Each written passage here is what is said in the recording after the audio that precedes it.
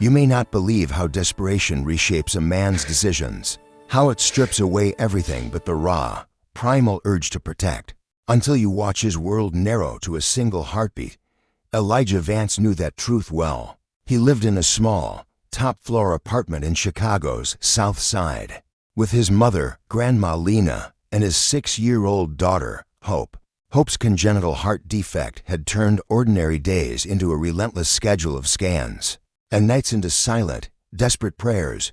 Once a skilled craftsman, Elijah now cleaned the gleaming glass towers of Viridian Holdings at night, so he could be with Hope during the day. His hands were calloused, his spirit weary, his savings a cruel joke.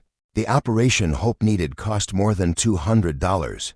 Zero, an impossible number for a man whose wages barely covered rent and life-sustaining medicine. Hope's mother had left years ago, overwhelmed by the relentless bills and the crushing weight of their reality. Elijah had sold what little they had, tightened every belt, and taken every shift he could find. Each night, polishing marble and wiping boardroom tables. He passed the 39th floor, where a single light often burned late, Eleanor Thorne's office. Eleanor Thorne, CEO, Billionaire, a titan whose name on the building meant power, influence, and an impenetrable world. For Elijah, she was a distant constellation of wealth he could see but never touch. The night the call came, Elijah was halfway through waxing the lobby floor when his phone buzzed. Mercy West Children's Hospital flashed on the screen. The nurse's voice was precise, urgent. Hope's condition had worsened. The surgical team insisted the operation couldn't wait. Elijah felt his knees go weak. 7 days, she said. 7 days to secure $200,000. The number landed like a physical blow, crushing his chest. He sat on the cold stairwell, phone warm against his ear, and let the tears he always hid slide down his face. Grandma Lena had been awake, waiting with a cup of tea gone cold. They pulled what they could, credit cards, a pawned watch, a small, desperate loan. But the gap remained terrifyingly wide. Elijah ran through every option, finding them all closed, or dangerous, or simply not enough. Then, footsteps descended. Eleanor Thorne appeared at the top of the stairwell, immaculate in a tailored coat. The same woman whose window burned light at night. She looked down at him with an expression that was unreadable. "What are you doing here at this hour?" she asked, her voice crisp. Elijah's voice came out small, raw with need. "My daughter, she needs help." At dawn, Elijah was led through glass doors to the 39th floor.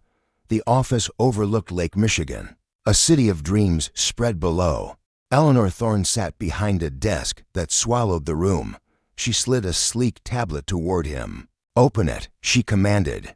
Inside was Hope's chart, diagnosis, surgical recommendation, and an estimate that read like a death sentence. Elijah didn't know how Eleanor had these records. He watched as the color drained from his face. "Viridian Holdings has a philanthropic fund," she stated, her gaze unwavering. "We can cover the surgery, recovery, a place for your mother near the hospital, and enough to stabilize your situation. But there's a condition." Elijah braced himself. He thought of the whispers he'd heard about the powerful, the deals made in shadows. "Viridian is launching a new initiative," Eleanor continued, "a Pathways to Health program for families facing impossible medical debt. We need a face, a story that embodies resilience, dignity, and the systemic failures we aim to address. We need you to be that voice." It landed like a blow, but not of despair, of shock, of a fragile, terrifying hope. On one side of the coin, his daughter's life. On the other, a bargain that asked for his truth, his struggle, his very soul to be laid bare for the world. Elijah left the office, the tablet heavy in his hands, as if it might combust. The crisp morning breeze did nothing to cool the fire in his mind. He thought of his father, who had worked double shifts and died with hospital curtains for company, and of Grandma Lena, who had kept their family steady. The apartment smelled of boiled cabbage. Hope slept with a thin, worn toy tucked under her chin. Grandma Lena read his face like scripture. They didn't argue with fury, but with the clumsy tenderness of people who had shared too many hard nights. "Is it real, son?" Grandma Lena asked quietly. Elijah nodded. "A chance, Mama. A chance to fight not just for hope, but for others. He heard his mother's voice, felt the old vows to do everything for his child, pull him forward. He barely slept, the weight of the decision spinning in his head. The next morning, with Hope's small hand warm against his, Elijah dialed the number Eleanor had left. His voice shook as he agreed. He promised to do whatever was required, not yet imagining how that promise would reshape every life involved. He felt both fear and a strange, defiant relief, like someone opening a door he had no right to enter, but knew he must. 2 days later, a black sedan eased into the gated drive of Eleanor Thorne's townhouse. Elijah had dressed in his neatest shirt, feeling conspicuous amid columns and valet nods. Inside, the house smelled of citrus and quiet power. Every surface seemed staged for investors rather than family. Eleanor received him in a plain, elegant dress, her armor of precision softened by a flicker of something Elijah couldn't quite name. She outlined the process: medical screenings, legal paperwork, media training, and the best doctors the city could provide.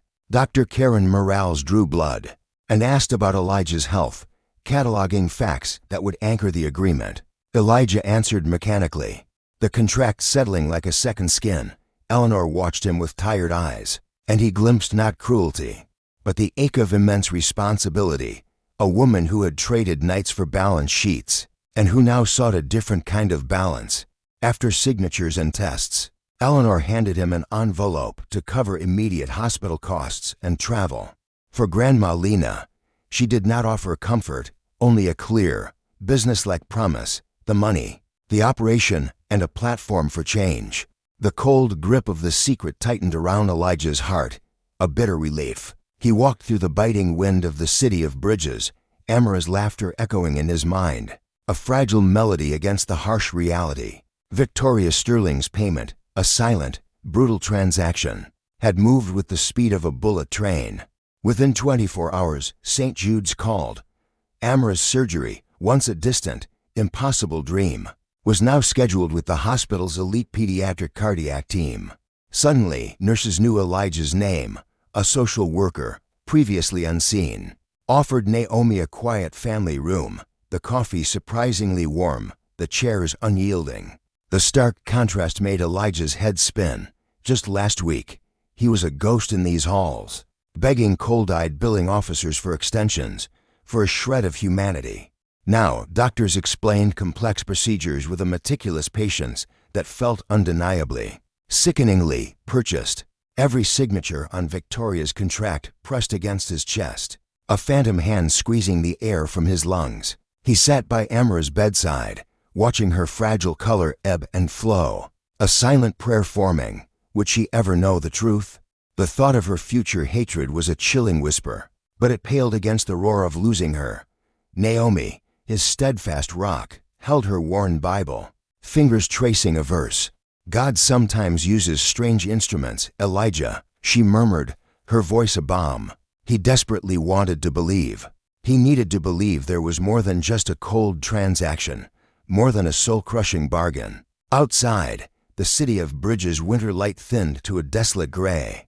Inside, monitors hummed their relentless rhythm, and Elijah tried to convince himself he could live with the crushing price of this miracle. 3 days before the operation, Victoria Sterling arrived. No entourage, just a dark, impeccably tailored coat and boots that whispered expensive without a sound. Nurses stiffened, their movements suddenly precise. Elijah watched staff recognize her from the glowing screens of news channels, from the hushed whispers of power.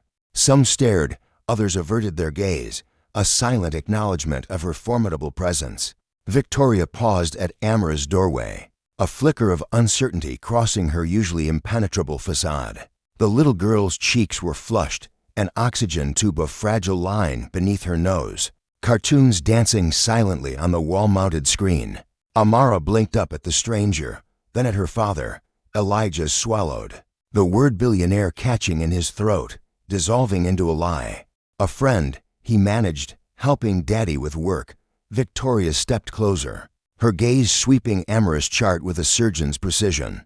Then her voice softened, asking about cartoons, about ice cream, chocolate, always. Amara chirped, and when Amara's innocent laughter filled the sterile room, Something in Victoria's polished exterior cracked, revealing a profound, unexpected loneliness beneath. Naomi watched, her eyes, usually soft, now narrowed, studying the woman whose immense wealth had so brutally rearranged their lives. Gratitude and a deep, primal suspicion tangled in the air, an invisible wire tightening around every breath in that small, charged room. That night, sleep was a cruel stranger. Elijah abandoned the narrow recliner, walking the hushed corridors, hands buried deep in his pockets. He passed other families, clutching paper cups and fragile hope, their eyes haunted, mirroring his own just a week ago. Now, because of one devastating contract, his path had irrevocably diverged from theirs. A chilling survivor's guilt twisted with something far darker. He found himself in the small, dimly lit chapel, artificial candles casting a ghostly glow. A nurse knelt, whispering a prayer. Elijah sank into the back pew, staring at the cross, his father's gruff voice echoing, "A man's word is his only true possession." He had given his word to Victoria Sterling. He would see this arrangement through. In that quiet sanctuary, he admitted the raw, terrifying truth. He was afraid, not just of the act itself, but of the seismic shift it would unleash, feelings, complications, obligations that transcended any contract. He prayed, not eloquently, but with the desperate plea of a drowning man, for strength to keep this bargain from utterly destroying the fragile future he still clung to with Amara. The next morning, the city of bridges was a silent canvas of white and silver, snow muffling the world. Elijah signed the final consent forms, his hands trembling uncontrollably. Naomi fussed over Amara's hair, smoothing curls away from the stark surgical markings on her tiny chest. The anesthesiologist offered a practiced, hollow smile, explaining the procedure again, as if repetition could somehow soften the brutal edge of reality. Victoria Sterling arrived just as the surgical team prepared to wheel Amara away. She stood apart, a statue of conflicted power, unable to intrude, yet unable to leave. Amara reached out a tiny hand. Elijah clasped it, kissing her fingers, promising ice cream. The park, new sneakers with flashing lights, anything bright enough to eclipse the fear in her eyes. The nurse adjusted the blanket, whispering, "We'll take good care of her." As the heavy doors of the operating theater swung shut, a primal scream tore through Elijah's soul. He pressed his forehead against the cool, unforgiving glass. Naomi's hands, strong and steady, rested on his shoulders. Victoria's subtle, expensive perfume drifted towards him. Then, for the first time, she touched his arm, not as a CEO sealing a deal, but as a woman sharing a fragile, terrifying moment. No boardroom, no contract, could control the agonizing cost of the hours that now stretched before them. Time in the waiting room became a cruel, elastic torment.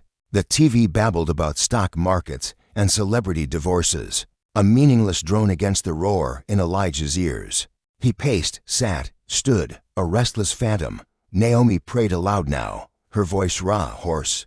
Victoria remained remarkably still, legs crossed, hands folded, her phone untouched. The tension, thick and suffocating, threaded between the three of them, a strange, unlikely triangle bound by one child's fragile, beating heart. Occasionally, other families were called to consultation rooms. Some emerged with tears of profound relief, others with faces hollowed out by unspeakable grief. Each time the door opened, each time a surgeon appeared, Elijah's body jolted, hope and dread slamming together in his chest like a physical blow. After what felt like an eternity, Dr. Anya Sharma appeared, her surgical cap still in place. The sterile hum of the city hospital waiting room was a cruel counterpoint to the storm raging within Elijah.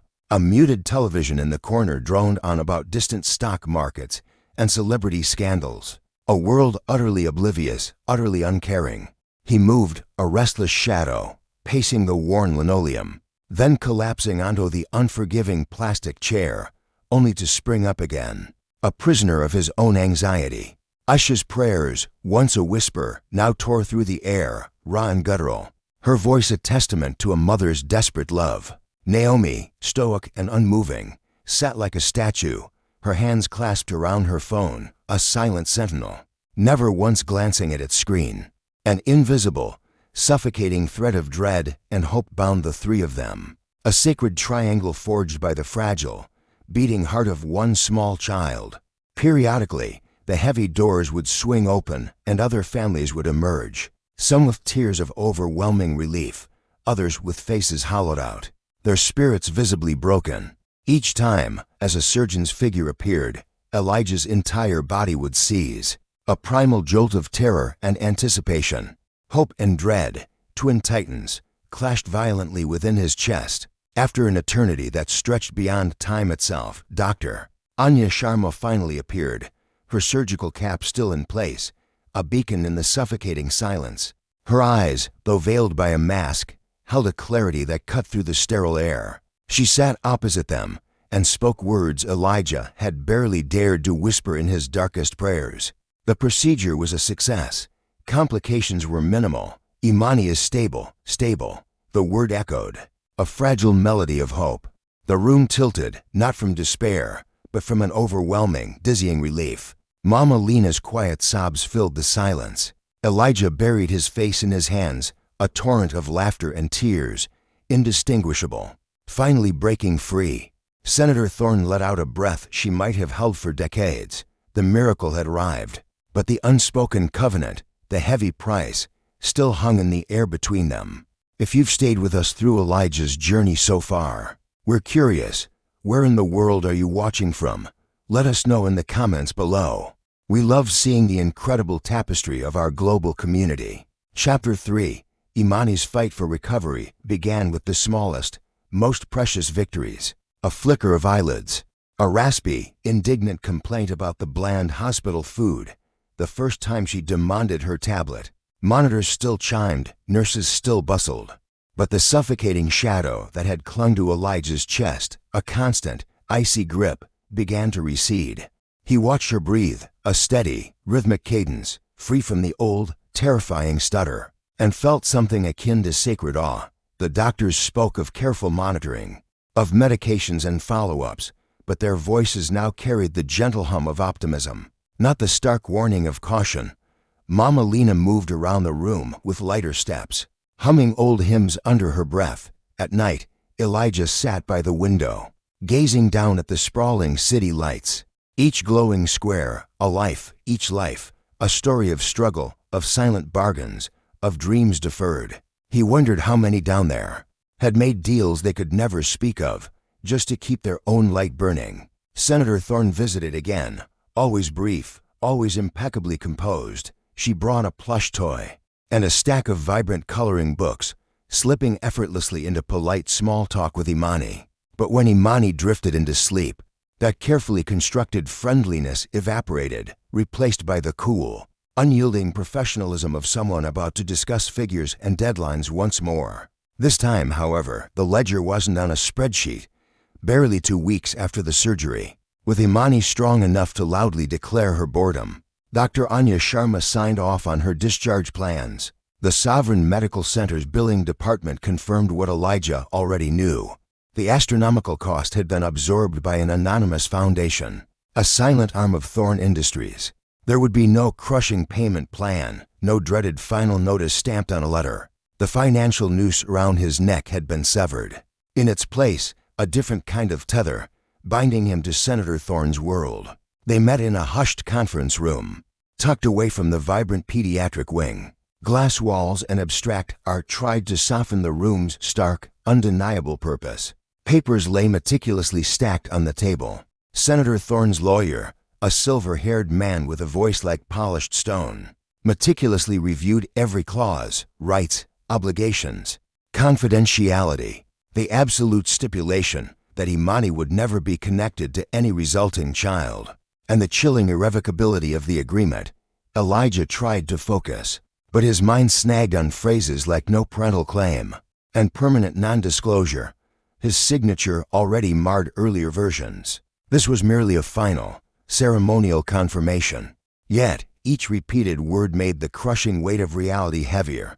When the meeting concluded, Senator Thorne asked the lawyer for a moment alone with Elijah. The man gathered his files, his face impassive, and left without a word. For him, this was just another complex, yet neatly arranged transaction. Senator Thorne remained by the window, her back to Elijah, watching snow flurries dance across the parking lot. She didn't look at him when she spoke. She told him she had spent decades forging Thorne Industries. From a fledgling mentorship program and a borrowed laptop in a cramped apartment, to boardrooms in New York, Toronto, and beyond, she had outlasted rivals, weathered scandals, and survived one very public, very expensive divorce. What she had not outpaced was biology, failed rounds of IVF miscarriages, whispers in clinic corridors, doctors uttering phrases like diminishing chances. She delivered these facts with a flat, almost clinical tone. But her knuckles, gripping the window sill, were bone white. Elijah listened, an uneasy knot in his stomach. He knew her pain didn't soften the contract's brutal edge. It sharpened it. This wasn't simple greed or vanity. This was a woman with an empire to show, and no one to leave it to, throwing unimaginable wealth at the one thing it couldn't easily buy: blood and legacy. Back at their small apartment, Mama Lena folded laundry with that slow, deliberate rhythm she reserved for moments when something profound weighed on her heart. Imani sprawled on the worn couch, the television's glow painting her cheeks, the faint outline of chest bandages peeking from beneath pajamas adorned with tiny stars.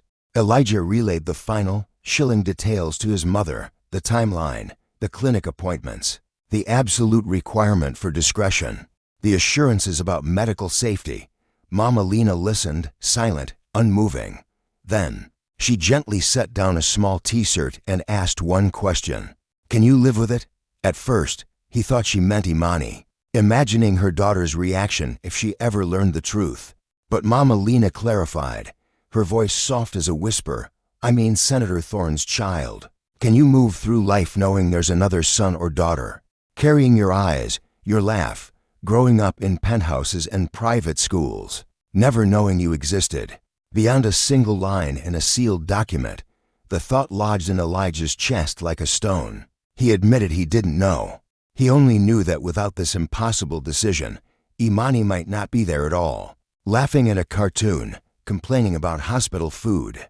The first appointment was set at a private clinic, a place Elijah had only ever glimpsed from the street, a fortress of frosted glass and hushed privilege, the kind of place with frosted glass doors and a receptionist who spoke in hushed, confident tones. Senator Thorne's driver collected him at dawn, the city still shaking off its sleep. Elijah dressed as neatly as he could, acutely aware of how out of place he felt. Among the tailored coats and designer shoes in the waiting room, nurses handed him forms that focused less on finances and more on family medical history, lifestyle habits, genetic conditions. He answered honestly, thinking of his father's heart attack, his uncle's diabetes, Mama Lena's stubborn refusal to rest. As the nurse drew his blood, Senator Thorne's voice, light as morning dew, spoke of trivialities: the weather, the city's new skyline, utterly oblivious to the insidious clauses woven into the very fabric of the proposed bill, each one a hidden weight designed to crush the spirit of his people. Senator Thorne arrived, not in her usual polished armor, but with her hair pulled back, a weariness etched around her eyes that spoke of battles fought, not on the public stage, but in the quiet chambers of her own conscience. A silent, almost imperceptible nod passed between them. No warmth, no shared history, no common ground to build upon. This was not a meeting of minds, but a collision of worlds. This was a meticulously orchestrated dance of power, clinical in its precision, a transaction cloaked in legal jargon and the sterile language of policy, designed to obscure the human cost. The terms had been set, the compromise etched in stone. Now came the true reckoning, the moment where both would pay a price far beyond any ledger. Chapter 4. The marble halls of the Capitol building hummed with an artificial calm, a scent of polished wood and stale ambition, a calculated atmosphere designed to soothe and intimidate. Elijah sat on the edge of an imposing leather chair in the senator's antechamber, his back straight, his spirit unbent, his gaze fixed on a framed declaration of principles, a stark contrast to the reality he faced. As a gilded wall clock ticked with an unnerving, amplified rhythm, he had signed countless petitions, appeals, and declarations already. But this meeting was different. Senator Thorne's chief counsel, a woman with an unnervingly calm demeanor and eyes like polished steel, laid out the protocols in a neutral, dispassionate tone, the legal hurdles, the community impact assessments, the necessary concessions, the options for their land, the timelines for displacement, the contingencies for their future. Elijah nodded in the appropriate moments, his mind snagging on words like viable for whom, and relocation, which sounded more like a logistical problem than the uprooting of generations. This wasn't just about the land now. It was about forging a future, a legacy that might carry Aisha's laughter, his people's spirit, into a world he might never fully witness. When the council asked if he had any questions, Elijah almost asked if the weight of a community's hope or the shadow of compromise ever showed up in their meticulously crafted legal documents. Instead, he chose the practical, the environmental impact, the social displacement, the long-term consequences. The council answered efficiently, reassuring in her tone, yet utterly detached. To her, he was merely another petitioner, another statistic in a complex legislative process. To Elijah, he was a man walking a tightrope across a chasm, crossing a line he had always sworn he would never even approach, let alone cross or consider for any reason other than the survival of his people. Outside, in the hushed corridor, Senator Thorne waited near a frosted glass panel, a silent sentinel. Her arms folded, posture meticulously composed, she looked almost ordinary, stripped of the usual armor of her public persona, the tailored power suits, dressed in a simple, elegant sweater and dark trousers. Yet every fiber of her being still vibrated with an undeniable, quiet authority. Elijah joined her. He held the slim folder containing the proposed terms, feeling its weight like a fragile, incriminating secret. A brief, charged silence hung between them. Before she broke it, her voice measured. Did my counsel explain the parameters clearly? He simply said, yes. Senator Thorne nodded, then, surprisingly, offered an apology, not for the policy itself, but for the immense pressure it placed on his conscience, on his very soul. She admitted she had considered pushing through the legislation using more conventional, less confrontational means, but she couldn't bring herself to trust the future of the region, the delicate balance of power. 2 anonymous backroom deals. She had chosen Elijah because of his unwavering resolve, his fierce advocacy for his community at the public hearings, because he had refused every offer of personal gain until the future of his people, until Aisha's future was secured. It unnerved him, being chosen not for his political acumen, but for the raw, undeniable truth of his people's suffering. Her honesty made the weight of the agreement feel heavier, not lighter. Not lighter. Days blurred into a new, relentless rhythm. Community meetings, legal consultations for Aisha's rights, quiet evenings spent strategizing, and the occasional, discreet journey to the heart of the city's power. Elijah timed everything around Mama Lena's community gatherings, and Aisha's bursts of defiant joy. His daughter grew stronger, her laughter brighter, filling their small home with the sound of what he had almost lost, the sound of a future he was fighting to protect. Sometimes when she fell asleep against his chest, he watched the steady rise and fall of her breathing, a fragile testament to their resilience, and wondered what Senator Thorne's world, insulated by power and privilege, truly dreamed of. A world of policies dictated by committees, of futures shaped by signatures on documents, where the human spirit was often replaced by cold, hard print. The thought left a bitter taste in his mouth. He didn't regret fighting for Aisha, for his people. He never would, but he resented the invisible tether, pulling him towards a future he hadn't truly chosen, but one thrust upon him by circumstance. Mama Lena noticed his restlessness. She reminded him gently that people had sacrificed far more, for far less, throughout the long, arduous march of history. Still, when Elijah looked in the mirror, he saw someone he didn't fully recognize, a man who had bent his own principles for the love of his people and was still counting the cost, not in dollars, but in the quiet corners of his soul. The first time Senator Thorne suggested they speak outside the sterile halls of power, outside the formal hearings, Elijah nearly refused. She invited him to a quiet, unassuming community center, nestled by the river, a place anonymous enough that her title held no sway, where the people's voices truly resonated. He arrived early, accustomed to navigating spaces that were neither his home nor the battlegrounds of justice. The center felt warm, alive, filled with community elders sharing stories, young activists hunched over laptops, and families finding solace in shared purpose. When Senator Thorne walked in, the atmosphere didn't shift. No heads turned in deference. She seemed almost relieved by that. They spoke about logistics at first, calendars and upcoming legislative sessions. Then, slowly, the conversation drifted. Senator Thorne asked about Aisha's dreams, her favorite books, Mama Lena's wisdom, and Elijah's work in the community. He learned fragments about her own childhood, not in privilege, but in a working-class neighborhood, a cramped apartment above a bustling market, parents who instilled in her the value of hard work and the quiet dignity of perseverance. The more she talked, the less mythical the senator became. Yet, that didn't erase the fundamental imbalance. She was still a senator, capable of shaping destinies with a stroke of a pen, with the weight of the law. He was still the father, the community leader, who had traded part of his very soul to keep the dream of his people, to keep Aisha's future alive. Despite everything, as weeks passed, the legislative process moved forward with relentless, clinical precision.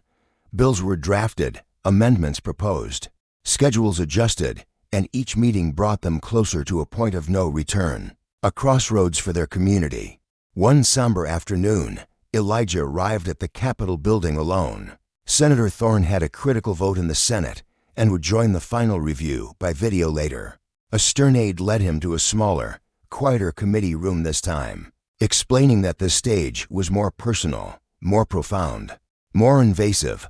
Elijah swallowed hard, feeling suddenly exposed, his very spirit laid bare in a process designed to be dispassionate.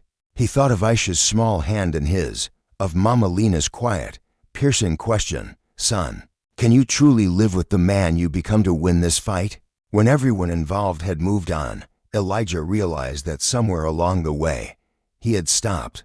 Thinking of this as a temporary sacrifice, it was more like ink seeping through paper, staining every layer of his soul, every corner of his ancestral land. When the corporate liaison asked if he was ready, Elijah forced himself to nod. This was the moment the abstract injustice became tangible, when a desperate promise turned into a potential future for his community. He closed his eyes and told himself again that every step had already been paid for, not in coin, but in dignity. The day he chose to save his daughter Amara. Chapter 5. The day Amara was finally allowed back at the community school should have been pure celebration. Elijah walked her to the gates, her backpack almost as big as she was, a beacon of resilience. The winter sun bounced off the fresh scar on her chest beneath her jumper, a testament to battles fought. Other parents, their faces etched with shared struggles, smiled politely. Some remembered the ambulance from months earlier, a stark reminder of the contaminated water, the poisoned air, the systemic neglect. They asked careful questions. Amara brushed off any hint of pity with a defiant grin, proudly announcing she'd had a superhero fix. In her heart, Elijah laughed with them, but his mind wasn't at the playground. He checked his phone too often, waiting for a message from Thorne Holdings, confirming the latest progress report on their community development fund. His life had split into two tracks now, ordinary routines, and the silent, crushing contract running underneath. When Amara disappeared into the school building, he stood there a moment longer than necessary, feeling oddly hollow. Naomi squeezed his arm, her eyes reflecting his weariness, reminding him he should get some rest. Instead, he headed for the train. There was another appointment on his calendar, another quiet room with frosted glass, and forms that turned his private choices, his community's future, into corporate data. That afternoon, the Thorne Holdings corridors felt colder, a stark contrast to the warmth of his home. Elijah sat opposite a corporate strategist who spoke in gentle, professional sentences about community upliftment rates and project timing. "We have what we need," she said, her smile not reaching her eyes. "Now it's a matter of patience." Elijah nodded, but her words barely registered. His thoughts kept drifting to Serafina Thorne. She'd been unusually quiet since returning from the capital, responding to check-in messages with short, clipped replies. When she finally joined by video call, her face appeared on a screen, in the corner of the office, framed by a skyline view that screamed power. Yet her expression was wary. The strategist outlined next steps, but Serafina's questions were sharper today. Compliance percentages, legal protections. What if the community pushes back? It occurred to Elijah that she was afraid, not of the project failing, but of it succeeding and reshaping her life, and the power structures she benefited from, in ways money couldn't entirely control. For the first time, he saw her not just as the woman holding his future in a contract, but as someone equally trapped by the gilded cage of her own making. Inside, pressure found its way into the small spaces of Elijah's life. At work, on the construction site, he noticed things he hadn't before: the way his supervisor barked orders, while ignoring safety checks, the subtle cutting of corners to finish jobs faster, endangering his crew. One night, on the 39th floor of the new Thorn Tower, he caught a junior executive mocking the cleaning staff in a group chat, their faces gleaming on a phone screen as they laughed about ghost workers who made messes disappear. Elijah felt anger rise in him, hot and sudden. He had traded more than any of them would ever understand, and still they walked past him like furniture, like shadows. Later, in the stairwell, he found himself staring at the brass plaque with Serafina Thorn's name. Thorn Holdings shone in elegant letters. But now he knew the cost behind that shine ran deeper than long hours and hostile takeovers. It included quiet deals made in desperate communities, lives rerouted in private rooms. His resentment wasn't aimed at her alone. It spread to the whole machine that let some people buy solutions while others begged for basic human rights. He cleaned the plaque anyway, because it was his job. Each slow motion a mix of defiance and resignation. The first real fracture came at home.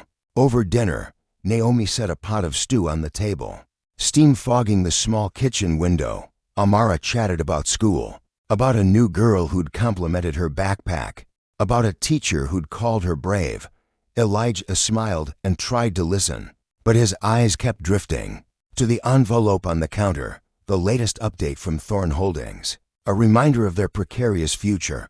When Amara left the table to fetch a drawing she wanted to show him, Naomi seized the moment. She said very quietly that secrets had weight, and this one was starting to bend him. "If you keep folding in on yourself," she warned, "you'll snap." Elijah snapped first. He raised his voice, insisting that he didn't have the luxury of second-guessing, that every doubt felt like an insult to the risk they'd already taken for their community. The room went sharp and silent.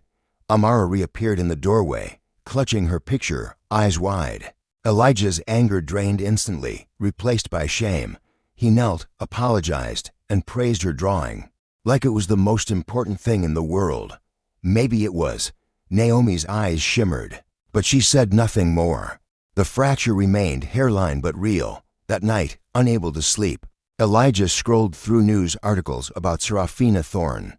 The internet told a neat version of her story: visionary CEO, strategic genius, philanthropist. Glossy photos showed her on red carpets, at charity galas, on magazine covers with headlines about power and reinvention. There was no mention of struggling communities or desperate fathers, no hint of how close her legacy now sat to the very fabric of his people's survival. He clicked on an old interview where she talked about legacy and building something that outlives you. The words hit differently. Knowing what they were doing off camera, his phone buzzed with a new message. It was from Serafina. A simple, unexpected line: "Community project results look promising. I know this is asking more of you than I have any right to. Thank you again, Elijah." For a long time, he stared at the message, his thumb hovering over the keyboard, a silent battle raging within him. In the hushed aftermath, he offered a truth both safe and profound: "Just keep your promise to hope. That's all that matters." He laid the phone down, its screen dark. Elijah lay back, staring at the ceiling of his small apartment. Somewhere between the stark gratitude and the quiet resentment, a new emotion was taking root, a feeling neither he nor Senator Vance had ever anticipated. Chapter 6: The call from the clinic shattered an ordinary Tuesday morning. Elijah was at the community market, picking up milk and cereal for Hope, when the number flashed. The world, once wide, instantly narrowed to a pinprick. He stepped outside, the biting wind off Lake Michigan cutting through his worn jacket. As he answered, the nurse's voice, unusually bright, delivered the news. The latest round worked. We have viable embryos, several of them. The next stage, scheduling implantation for Senator Vance. Elijah leaned against the rough brick wall, the milk carton forgotten in his hand. His heart hammered a frantic rhythm. This was it. The moment speculation ripped into reality. Somewhere, in refrigerated vials, under coated labels, a part of him now existed outside his own body. The nurse congratulated him as if he'd won a lottery. He mumbled a thank you on autopilot, hung up, and watched the relentless flow of traffic. People rushed past with coffees and briefcases, oblivious to the stranger among them who had just learned. His legacy was about to expand in an unimaginable way. He texted Senator Vance. They called. It worked. Her reply came seconds later. I'm on my way to the clinic now. We'll talk soon. No emojis, just an unyielding intent. Senator Vance insisted on meeting that evening. Away from the sterile clinic and the political glare, she chose a hushed, exclusive hotel bar overlooking the river. All polished darkwood and low, melancholic jazz. Elijah arrived, feeling the threadbare collar of his best, only good shirt. Senator Vance sat at a corner table, a glass of sparkling water before her. Not wine. He noticed that immediately. She looked different, softer at the edges, as if the impenetrable certainty she usually wore had thinned, revealing something fragile beneath. She told him. The procedure was scheduled for the following week. She would be under observation, then required to rest for several days. Elijah listened, feeling the air grow thin around him. She slid a thick envelope across the table. Inside was confirmation of another transfer, additional funds, placed in a trust for Hope, untouchable until her 18th birthday. It was both a lifeline and a gilded cage. Senator Vance said, "This isn't a bonus, Elijah. It's my way of acknowledging the enormity of what you've given." He wanted to refuse, but that would have been pride, not the practical wisdom Mama Lena had instilled in him. They talked longer than either expected. Perhaps it was the anonymity of the bar, or the way the river outside, with its slow, dark current, seemed to soften all hard edges. Senator Vance admitted she was scared, not of the pregnancy itself, though at her age it carried obvious risks, but of what kind of mother she would be. She had spent years making decisions that affected thousands without flinching, yet the idea of holding one small, breakable life terrified her. Elijah understood that fear more than he wanted to admit. He told her about the night Hope was born. Weeks premature, the way he had stared at the incubator, wondering if his precious daughter had been given to the wrong man. They shared a brief silence, cradling different versions of the same profound doubt. In that moment, the chasm of power and privilege between them blurred. They were not senator and community worker, donor and recipient. They were just two people who had dared to bargain with fate, and now waited for the bill. Later, walking home through the biting cold, Elijah replayed every word. He found himself defending Senator Vance in his thoughts against an invisible jury. The colleagues who would call her selfish if they knew. The strangers who would insist powerful figures shouldn't have problems. He didn't excuse the contract or the secrecy, but he saw the cracks in her armor now. He also recognized something dangerous forming within himself. Compassion, attachment, the very feelings he'd sworn he would never allow. Mama Lena noticed the distraction on his face.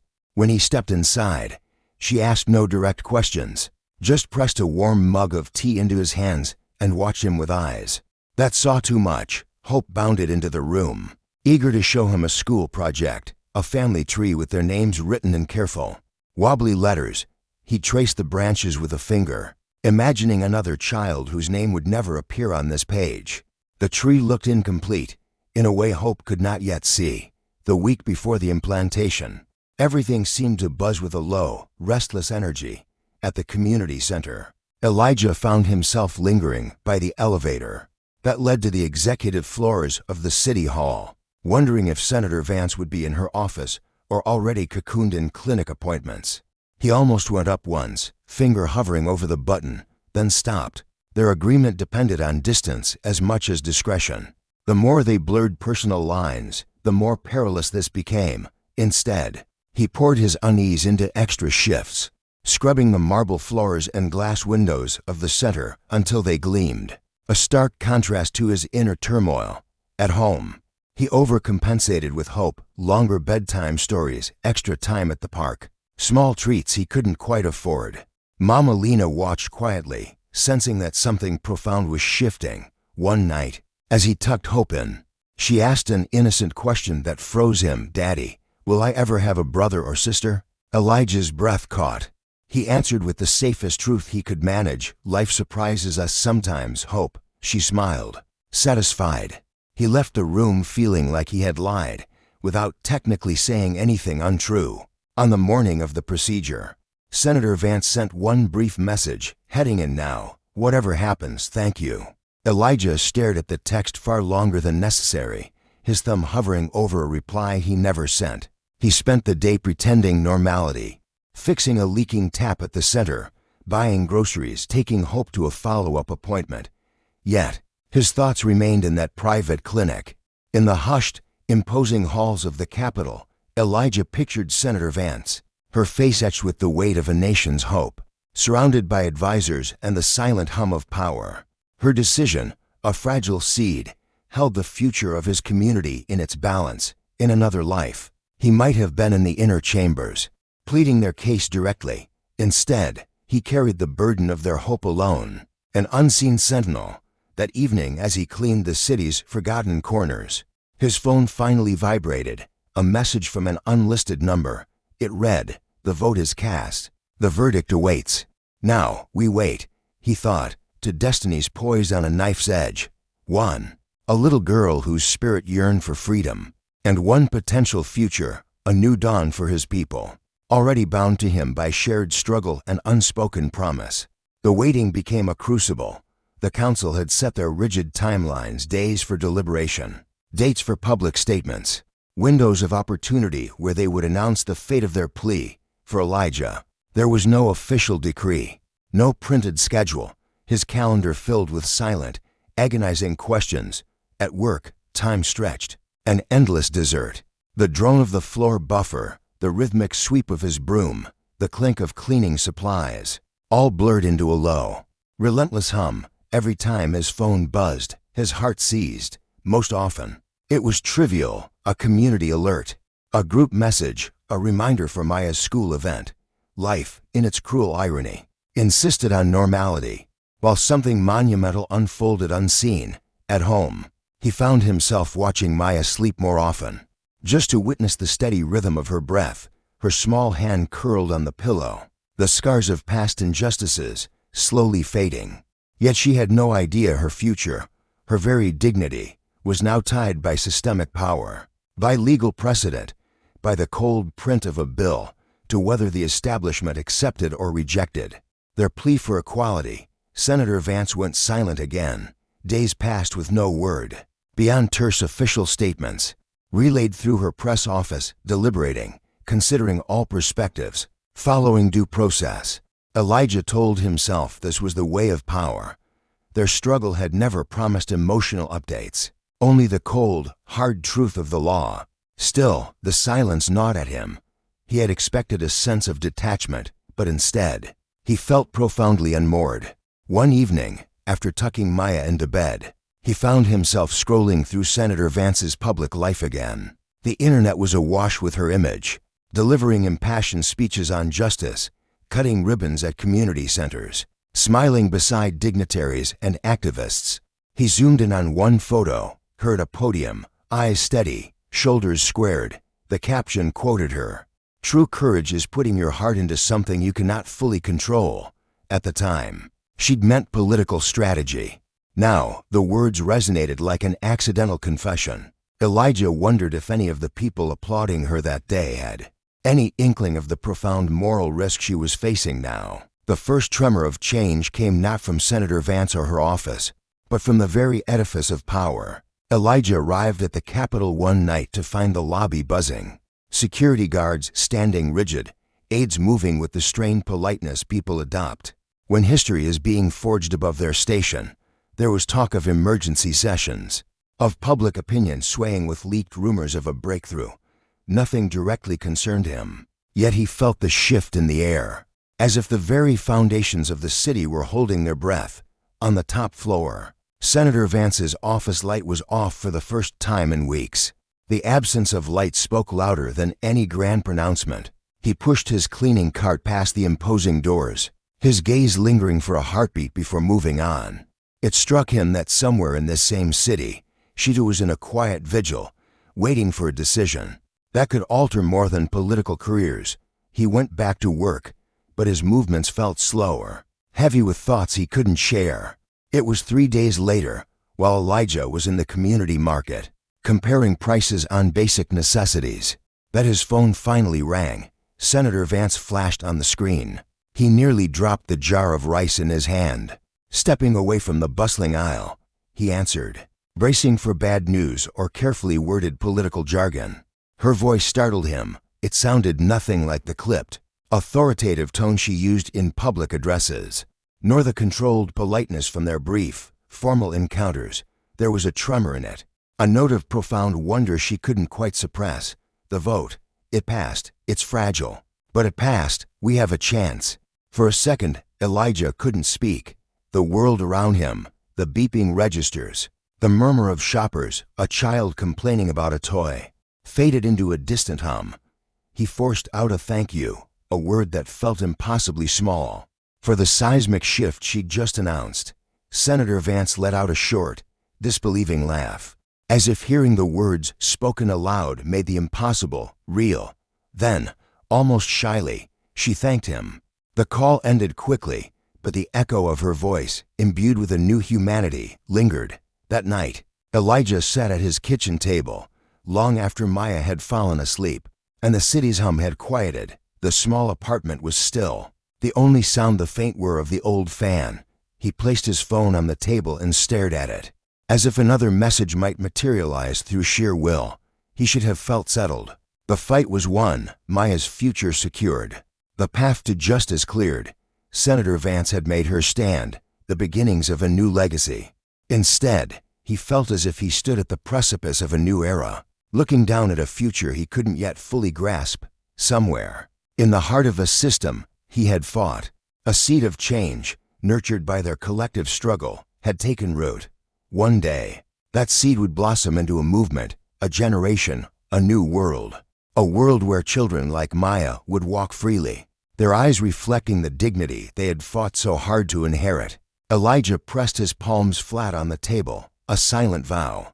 He drew a breath, ragged and deep, the weight of a promise, a life-altering pact, pressing down on his chest. Saving his daughter, Maya, had bound him to a world he didn't belong in, a silent, gilded cage. The ink on the contract had dried months ago, but tonight, the permanence of it, the sheer, unyielding finality, truly sank into his bones. Chapter 8. The city of Libertyville, a tapestry of stark contrasts, held its secrets unevenly. In the hushed, opulent penthouse of the city's elite, Serafina Vance lay awake, a hand tracing the faint curve of her abdomen. Her gaze, lost in the intricate patterns of the ceiling, held a silent question. What kind of mother would she become in this world of endless privilege? Miles away, across the tracks, in the vibrant, struggling heart of Freedom Heights, Elijah Vance, no relation, yet bound by blood-folded worn laundry on a creaking sofa bed. He moved with a practiced calm, a desperate attempt to ignore the seismic shift beneath his feet. He couldn't bring himself to tell Grandma Lena just yet.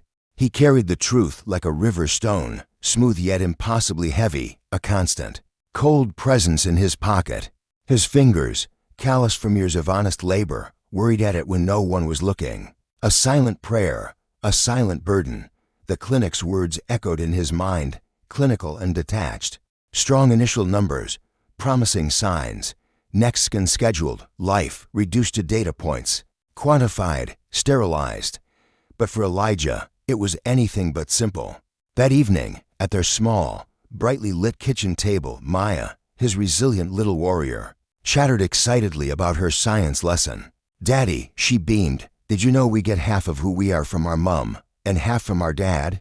Elijah nearly choked on his meager meal, the words a cruel, innocent twist of the knife. Grandma Lena's eyes, ancient and knowing, flicked to his face, reading the unspoken storm. Later, as Maya hummed softly, brushing her teeth, Grandma Lena stood in the doorway, her voice a quiet whisper that cut through the silence. "She's pregnant, isn't she, son?" Elijah didn't ask how she knew. He just nodded, the stone in his pocket now a mountain, crushing him. Grandma Lena listened, her gaze steady, as Elijah recounted the clinic's sterile pronouncements. Serafina's hushed, distant voice on the phone. When he finished, a slow, heavy sigh escaped her lips, a sound woven with generations of sorrow and unyielding strength. "So she began, her voice soft but firm, another child, born of your blood, but not of your name. Another life, caught between two worlds." Elijah flinched. He'd thought those very words, but shame had sealed his lips. Grandma Lena didn't accuse him, nor did she offer hollow praise. She simply acknowledged the brutal, complex truth. "Choices made in the storm, son," she said, her hand gently touching his. "They leave echoes. But saving Maya, giving her a chance, that was never wrong. That part, Elijah, it doesn't change." He knew she was right, but the balm of her words couldn't fully soothe the deep, aching wound.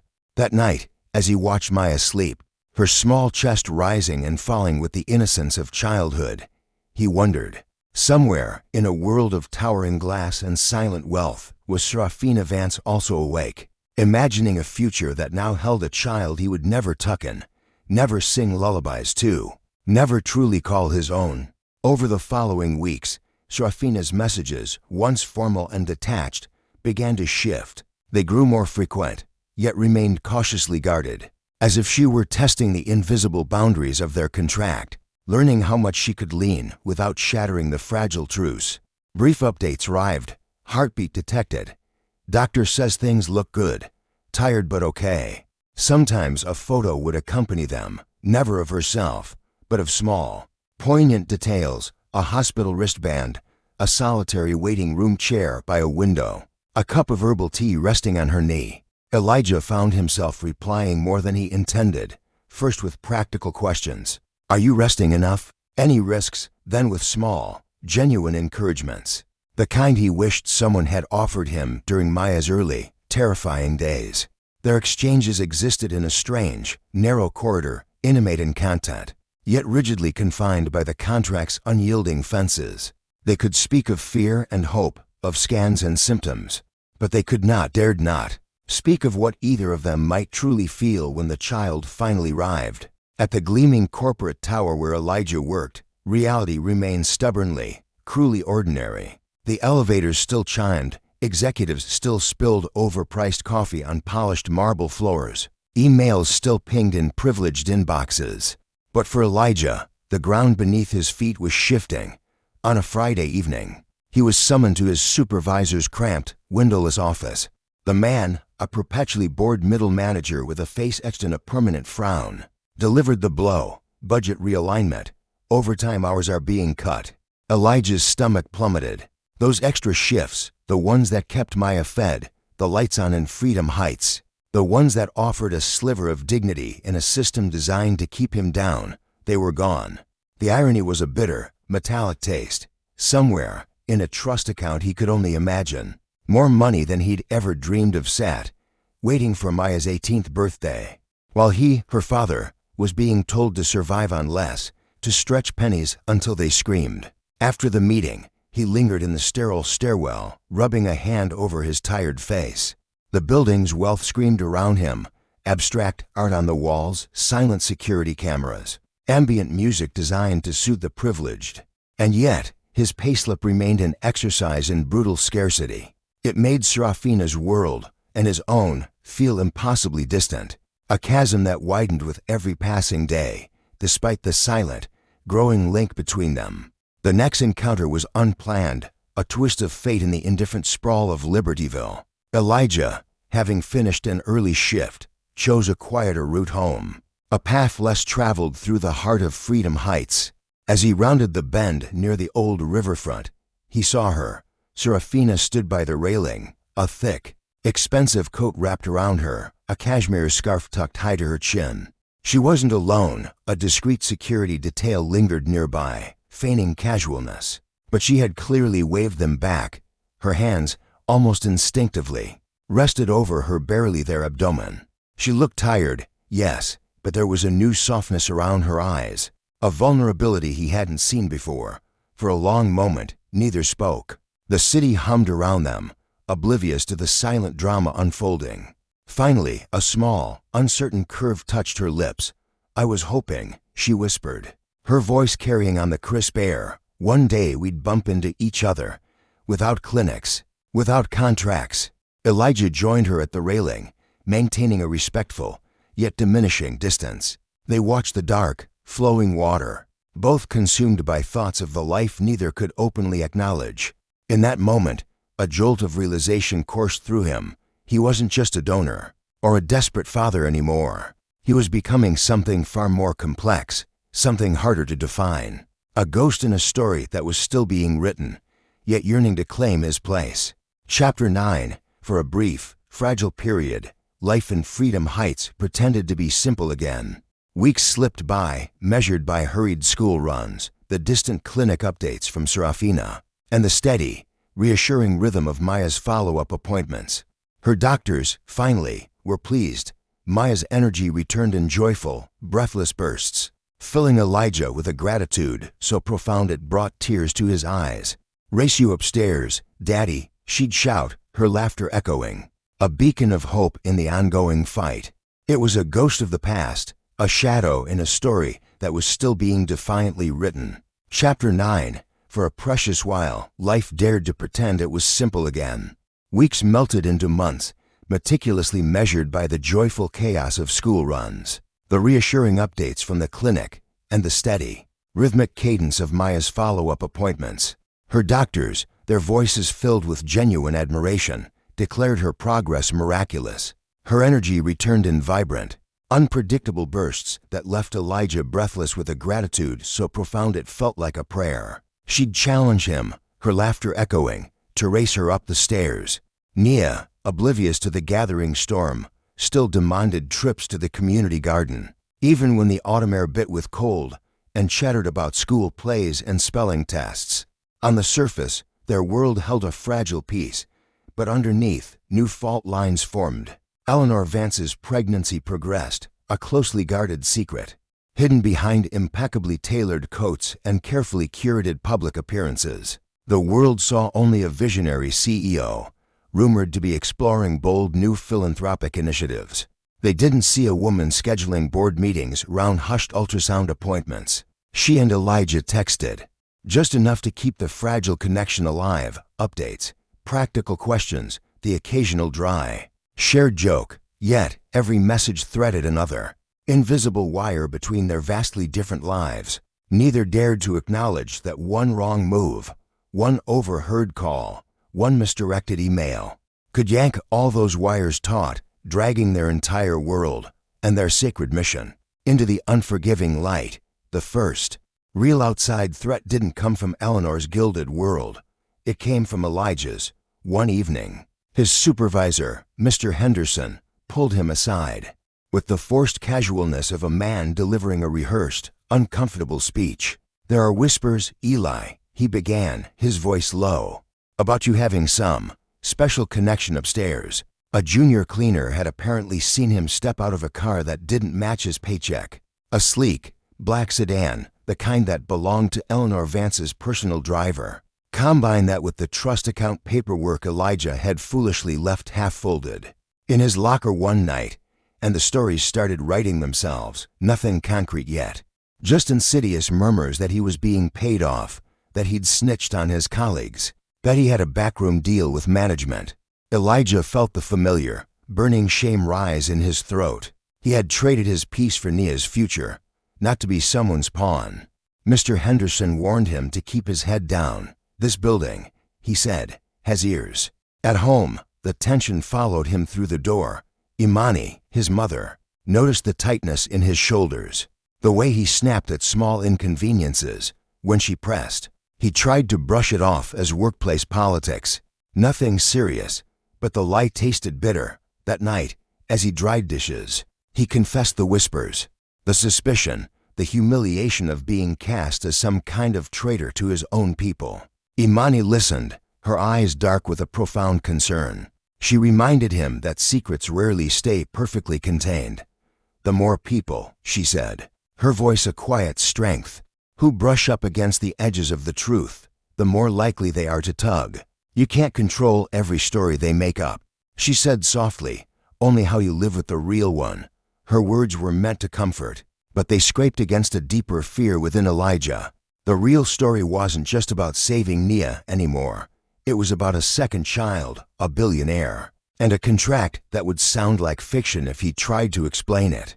Around the same time, Eleanor faced her own version of relentless scrutiny. As her pregnancy progressed, maintaining invisibility became harder.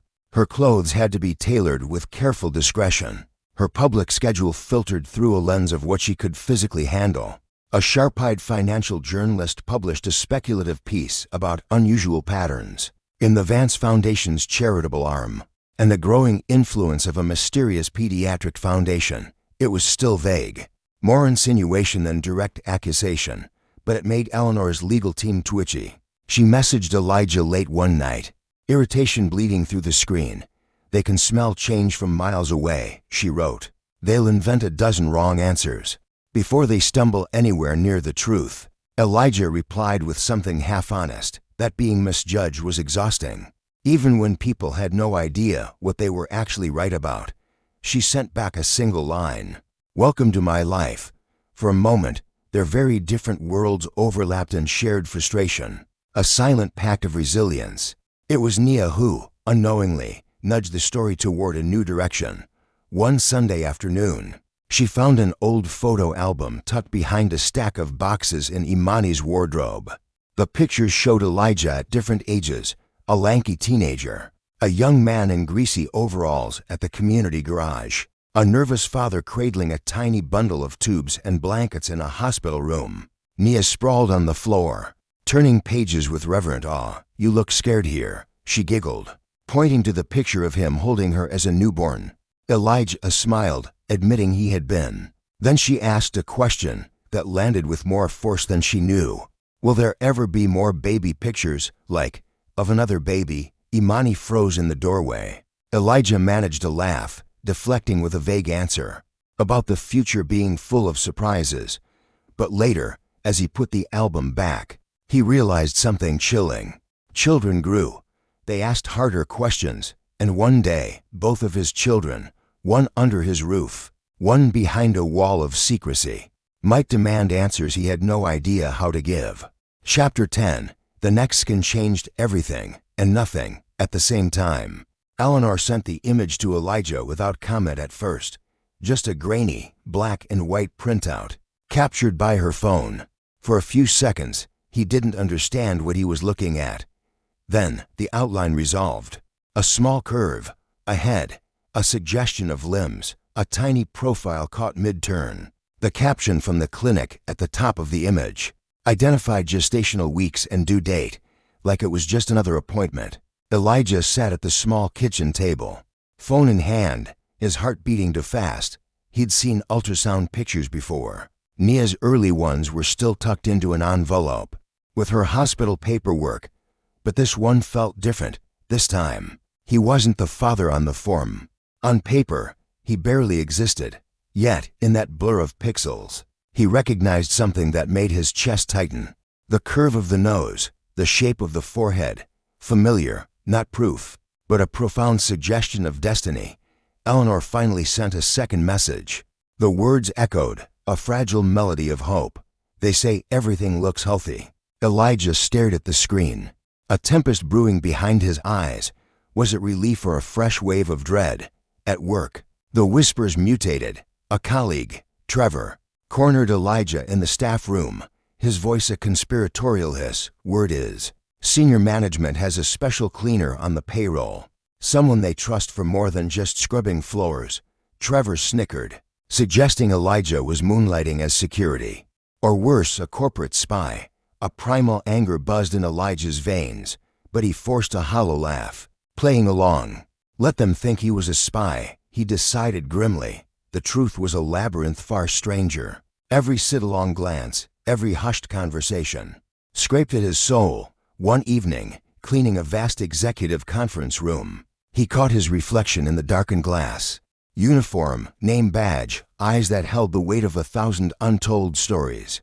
Somewhere above him, in another part of this sprawling city, Amara, the child from that scan, existed in quiet safety, growing. He thought of how small that life was, and how monumentally its impact had reshaped his own. Two worlds, one fragile thread. And he was standing right in the agonizing pull of it. Vivian's board sensed a tremor, even if they couldn't name its source. Senior members, cloaking their unease in talk of succession planning and long-term stability, demanded more frequent updates.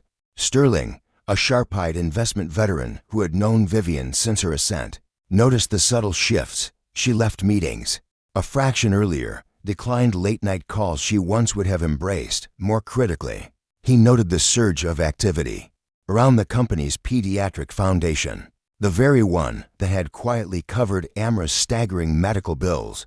Papers crossed his desk, donations, endowments, a string of anonymized cases, technically legitimate, yes, but Sterling had navigated enough boardrooms to know when numbers were merely veils for deeper narratives. Vivian's lawyer assured her everything was ironclad, yet she felt the scrutiny tightening, a cold grip around her throat.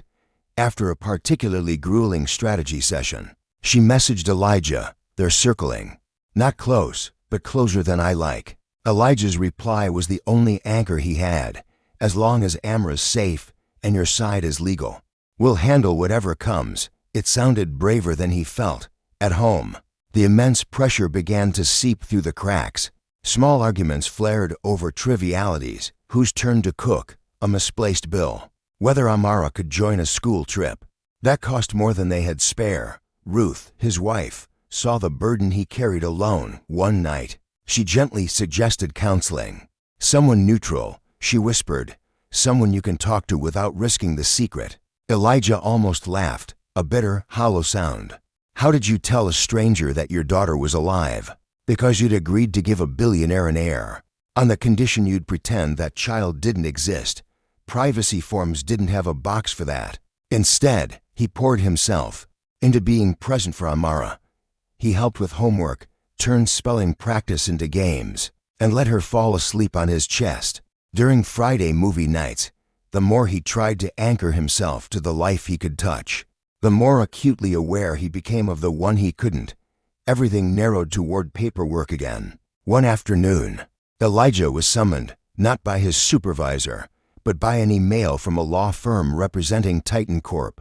The subject line was chillingly calm: amendments and clarifications. His stomach knotted. At the firm's gleaming, glass-fronted office, he was led into a conference room that smelled faintly of sterile coffee and expensive printer ink. Vivian was already there, looking drawn but composed, one hand resting protectively over her abdomen. The lawyer slid a fresh stack of documents across the table. "We're not changing the original deal," he assured Elijah, his voice smooth as polished stone. "Just reinforcing confidentiality. In light of increased external interest, additional clauses about media whistleblowers, unforeseen legal challenges." Elijah read slowly, his lips moving silently over the stark, unforgiving phrases. If anything about their arrangement became public, the fallout wouldn't just hit Vivian or Titan Corp. He could be dragged into legal storms far beyond his means, storms that could drown him. Yet, walking away wasn't an option. They were too deep. Vivian watched him sign, her eyes heavy with something akin to apology. When it was done, she whispered, "This protects you as much as it protects me." Elijah wasn't sure he believed that, but as he left with his copy of the contract, one truth settled coldly inside him. Whatever happened next, none of them were going back to the lives they had before. Chapter 11. Winter bled into a reluctant spring, and with it came a new round of milestones and worries. Amara was cleared for more physical activity, her doctors cautiously optimistic. Removing some of the restrictions that had defined her young life, she celebrated by insisting on trying every piece of equipment. At the playground, from swings that soared to the towering climbing frame, Elijah hovered close, torn between wanting to wrap her in bubble wrap and letting her reclaim the childhood hospital corridors had stolen. Watching her race other children, the faint scar hidden beneath her t-shirt, he felt the familiar wash of gratitude, and then the sharp sting of its price. Across the city, Vivian's pregnancy had entered the phase where hiding was no longer an option. She avoided public events, delegated more, and relied on carefully staged photographs when presence was unavoidable. The tabloids noticed her reduced appearances, spinning their favorite theories: stress, illness, secret negotiations. None of them guessed the truth. Between school gates and gleaming boardrooms, two lives marched toward the same due date, bound by a contract and a secret heartbeat. The next scare began with a message that arrived at the wrong time. Elijah Vance, a man whose hands knew the honest grit of labor, was meticulously polishing the marble floors of the towering Du Bois Corporation, a silent sentinel in the gleaming, indifferent metropolis. His phone, a worn relic, vibrated against his thigh, its screen a sudden, urgent beacon in the sterile silence. The caller ID, a stark reminder of the clinic's sterile authority, made his breath catch. He retreated into the cramped, echoing sanctuary of a supply closet, the scent of bleach and forgotten dreams filling the air. His heart hammered a frantic rhythm against his ribs as he answered, his voice a strained whisper. The nurse's voice, usually a practiced calm, was now a tight, clipped urgency. "Mr. Vance," she began, "there's been a complication. Nothing conclusive yet, but enough to warrant immediate, critical observation. Serafina Du Bois," she explained, "had experienced sudden bleeding and dizziness. She was already at the hospital, a world away from Elijah's reach." The air in the closet grew heavy, suffocating. Elijah's mind raced, a torrent of desperate questions forming on his tongue. But a cold, familiar dread gripped him. Did he even have the right to ask them? The contract, a cruel testament to his place in this arrangement, screamed no. The nurse, bound by strict protocols, offered only clinical fragments. "Tests are underway. Doctors are monitoring, Ms. Du Bois insisted you be informed." A flicker of something, a recognition of his unspoken claim. In Serafina's demand. In case, the words echoed, a chilling mantra, lodging themselves deep beneath his ribs. In case of what? He wanted to scream. In case we lose the baby, in case the fragile hope we built together shatters? Was it merely to trigger some cold, legal clause? Or, for all the impenetrable fine print and the chasm between their worlds, was it because even Serafina Du Bois, in her gilded cage, couldn't face this profound uncertainty alone? He finished his shift in a haze, his body moving on autopilot, a phantom in the gleaming halls. The Du Bois Tower, a monument to power and privilege, blurred around him, its polished surfaces reflecting nothing but his own silent torment. The glass walls, the impossibly polished floors, the distant, carefree hum of conversations, all felt alien. At one point, his feet, guided by an instinct deeper than reason, led him to Serafina's executive suite. He stood before the imposing, closed door, a sentinel of sorrow. Inside, he knew, her sleek, minimalist desk sat empty, the breathtaking panorama of the city, usually a symbol of her dominion, now wasted on the empty air. Her tailored blazer, draped casually over her chair, was a stark reminder of her hurried departure. But Elijah didn't see the powerful CEO. He saw Serafina, stripped of her armor, in a stark hospital gown. He pictured her, vulnerable yet defiant, monitors tracing the fragile rhythm of life, that familiar, determined set to her jaw now perhaps cracking at the edges. He could go. The clinic knew his name, knew his biological connection. He could walk into that sterile waiting room, sit amongst strangers, just as he had once sat, heart in his throat, for his own daughter, Maya. But then the cold, hard clauses of their contract, a legal cage, slammed shut around the impulse. Every line of the fine print screamed against that primal urge. His presence, an anomaly in her world, would raise questions, invite scrutiny, unravel the carefully constructed facade. It would risk connecting dots no one else in their disparate worlds even knew existed. So he did the only thing he could, the only thing that wouldn't shatter the fragile, written agreement. He finished his work, turned in his keys, and walked out into the indifferent city night, carrying an ache in his soul that felt chillingly identical to the one he'd known years ago. The same gut-wrenching despair he'd felt outside the operating theater, when Maya was just a fragile whisper of a life.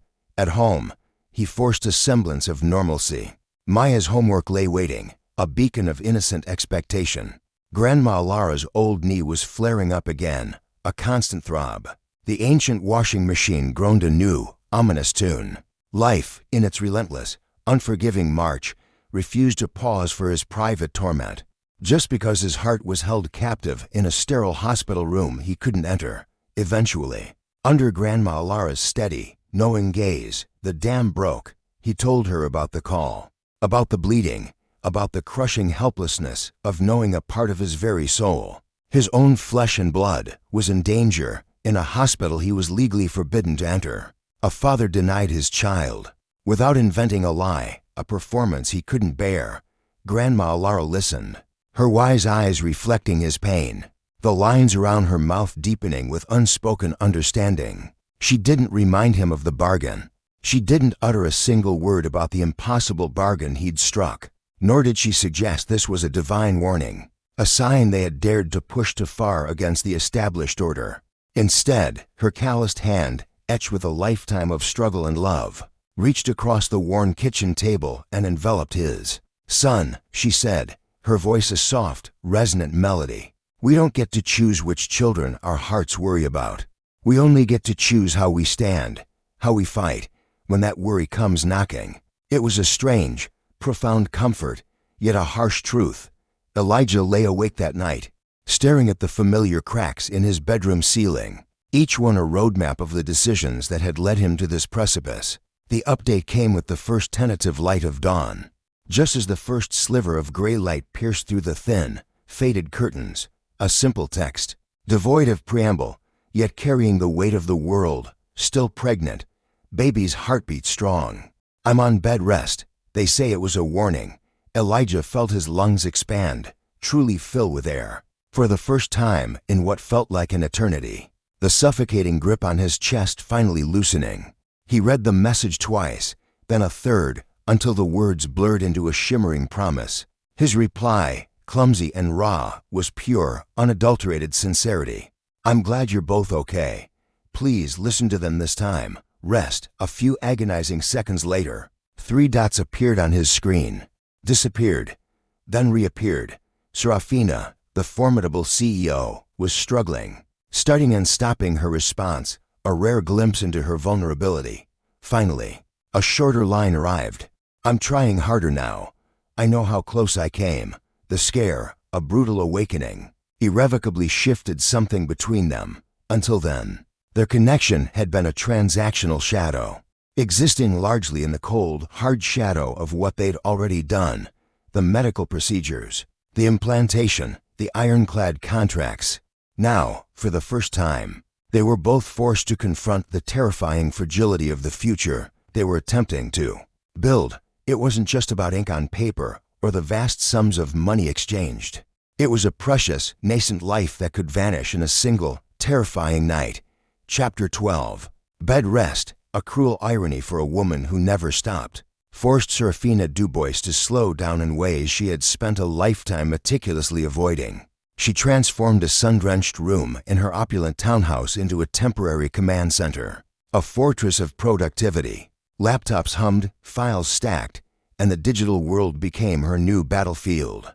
Video calls replaced the power plays of in-person board meetings. Her meticulously trained assistant managed appearances, feeding the ravenous press just enough carefully curated information to prevent a frenzy.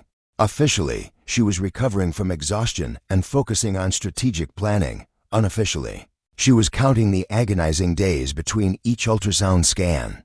Every subtle twinge, every flicker of discomfort was meticulously cataloged in a private, encrypted note on her phone. At night, when the vast house finally quieted, and the relentless city outside softened into a distant, murmuring hum, She found herself scrolling through old photographs, her first cramped office, a defiant beacon above a bustling takeaway.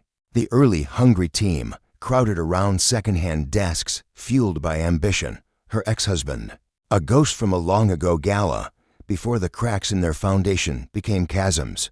Now, her thumb paused, hovering over the most recent images, the ultrasound, the grainy, ethereal curve of a tiny nose, a feature that, with a jolt, reminded her, uncomfortably, of Elijah. This child, she realized with a profound, unsettling clarity, would inherit more than her formidable name and vast fortune. He or she would carry a story, a legacy woven from two vastly different worlds, a narrative that began long before their first breath. Meanwhile, Elijah's days, though now infused with a fragile hope, fell into an even more tightly wound rhythm. He juggled the relentless demands of his work, Maya's school appointments, and Grandma Lara's steadily worsening health concerns. Her knee pain, a constant companion, had intensified, making every stair a mountain, every movement an act of quiet defiance she tried to hide. Medical appointments for her threatened to stack precariously on top of Maya's, each one a stark, brutal reminder that life, especially for those on the margins, rarely paused to let one crisis fully resolve before another. Equally daunting, began. The promised trust fund for Maya, a distant, untouchable mirage, remained just numbers on a statement, promising security years from now. A cruel taunt in the face of immediate need. In the present, overdue notices for utilities and rent still landed, a constant, unwelcome thud, on their worn doormat. One evening, after another soul-draining argument with the unforgiving utility company, Elijah's gaze fell upon the sleek, intimidating envelope from Du Bois Holdings. Inside lay his copy of the amended contract, a new chapter in his fight for dignity and family. The weight of that unspoken truth, the future of his daughter Maya, the survival of Serafina Vance, his own suffocating silence, it all pressed down. Elijah wondered, not for the first time, how many more threads of his life this impossible agreement would unravel.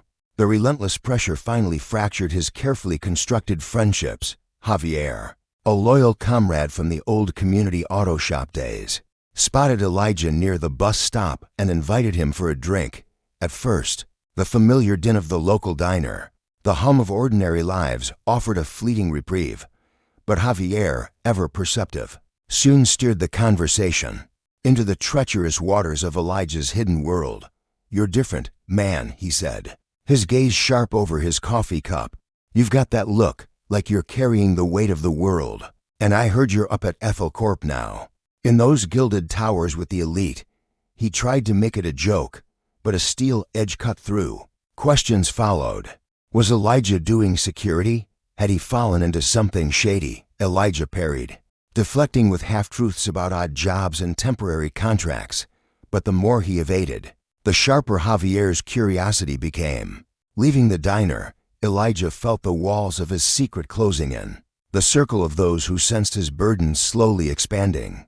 Meanwhile, in the opulent upper echelons of Ethel Corp, Silas Thorne continued his silent vigil. The veteran board member knew better than to trust surface explanations. He'd witnessed too many empires crumble, too many leaders fall, due to secrets they believed were safely buried. He demanded detailed reports on the Ethel Children's Initiative. Citing regulatory prudence, he requested private audiences with Serafina Vance, under the guise of discussing succession planning. During one such meeting, he subtly probed her changed schedule, her reduced public appearances, the fierce way she now guarded her personal time. Serafina parried with practiced grace, but Silas noticed her hand drift, almost imperceptibly, to her abdomen when she shifted in her chair. He couldn't prove anything yet, but he felt it in his bones. Something monumental was unfolding beyond the balance sheets. If that something ever collided with the markets or the media, they would all be engulfed in the fallout.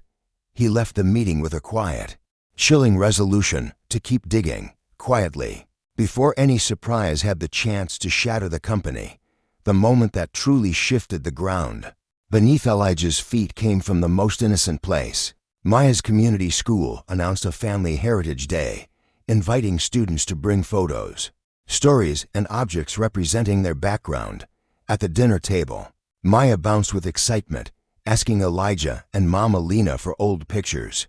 Funny memories, anything she could share. Elijah laughed, agreeing to dig out the album they'd recently unearthed.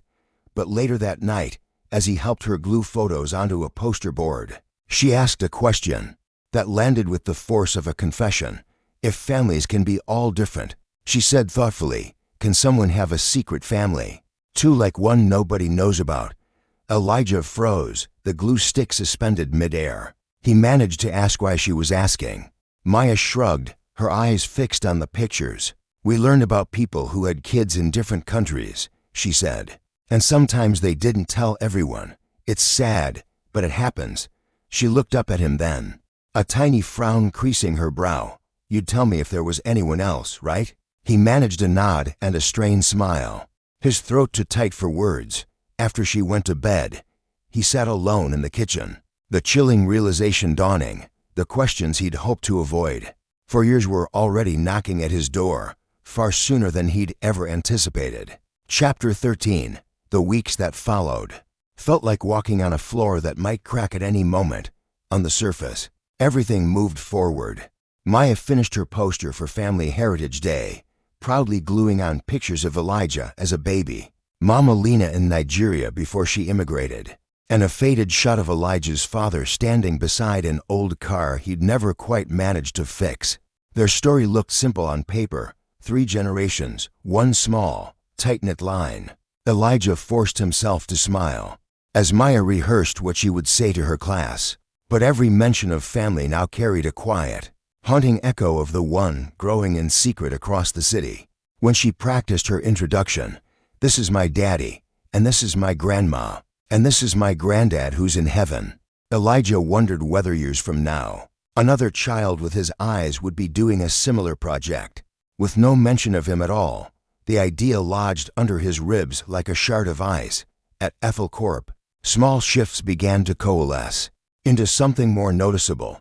Serafina Vance's absence from certain public events, once a curiosity, became a stark pattern. Articles appeared, speculating about her stepping back to make room for younger executives. Shareholders whispered about succession plans, their concerns framed in financial terms, but fueled by raw human instinct. People feared change they couldn't fully see. Silas Thorne compiled a private dossier of observations, Ethel Children's initiative expenditures, travel logs, Serafina's medical leave forms. Nothing taken alone was damning, but together, they hinted at a story he couldn't quite piece together. That frustrated him. Institutions, in his experience, didn't crumble from what people knew. They crumbled from what people guessed wrong. He didn't want to guess. He wanted facts. So he did what seasoned board members did. When official routes seemed too blunt, he turned to back channels, off-the-record conversations, discreet questions, the kind that could eventually lead him to someone like Elijah. The first intersection point, formed around a charity initiative, the Ethel Children's Initiative announced a partnership with Hope Haven Clinic, the very community health center where Zola's life-saving treatment had taken place. The plan was to renovate a wing, upgrade equipment, and launch a new program for families battling long-term pediatric conditions in underserved communities. On paper, it was exactly the kind of philanthropic project Victoria Sterling was known for. The Hopewell Community Hospital, desperate for funding and positive PR, arranged a small event. Executives, doctors, and a few representative families, whose stories showcased the profound impact of such initiatives. Elijah first heard about it from a flyer pinned to the notice board near the hospital entrance. They were seeking families willing to share their experience, filmed interviews, photos, maybe a short speech.